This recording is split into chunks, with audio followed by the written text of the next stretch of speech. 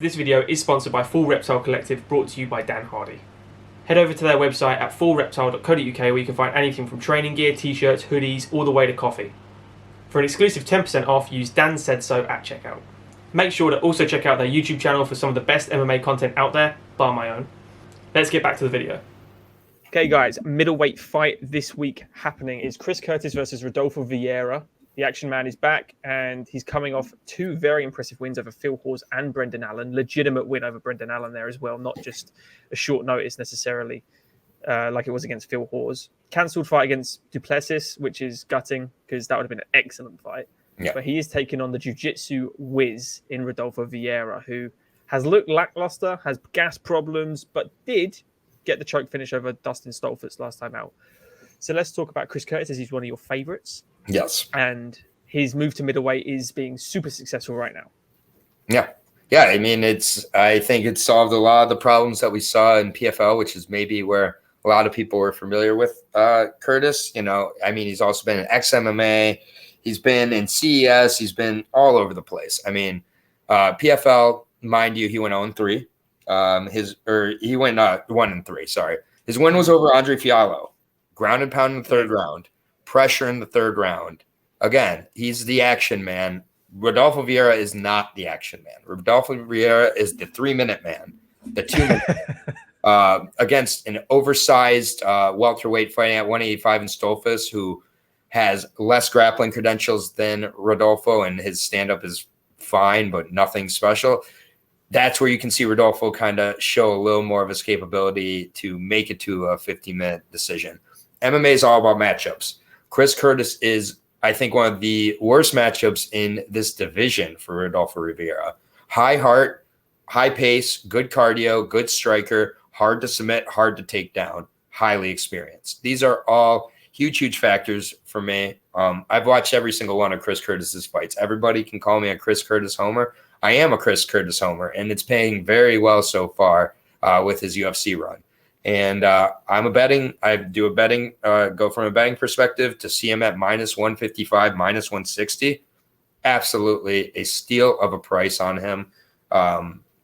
Just for me, it's cardio, it's pace. Rodolfo Viera has the grappler's equivalent of he can catch him.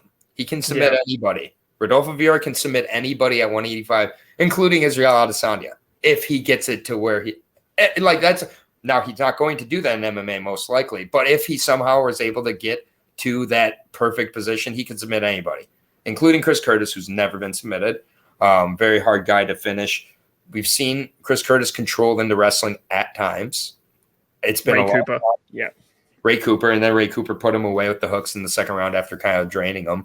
But, you know, again, that was at 170. Now we have Chris Curtis not cutting weight. Training with really good guys over Extreme Couture.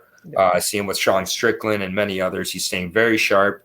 34, 35 years old is a worry, but Viera, 32. So for me, this is one of my favorite plays, if not my favorite play of the weekend. I think there's huge value here, and I think Chris Curtis gets him finished somewhere in the fight. It could be first, second, or third round with Chris Curtis, and he can definitely win a decision. Yeah, I agree with what you say, but playing the devil's advocate role of Viera could submit anybody. The only annoying thing for Viera is that I don't rate his grappling for trips or takedowns. His wrestling is terrible. Yeah, getting the fight to where he needs it to be is his weakest part of his game, and his striking is also pretty. When Dustin Stoltzfus is piecing you up in elements of that fight, Chris Curtis's volume and precision and power. He's got underrated power, even at 185. The knees he landed on Brendan Allen. Right. Yeah, superb. He lands that against Viera. Pace and pressure are going to kill Viera.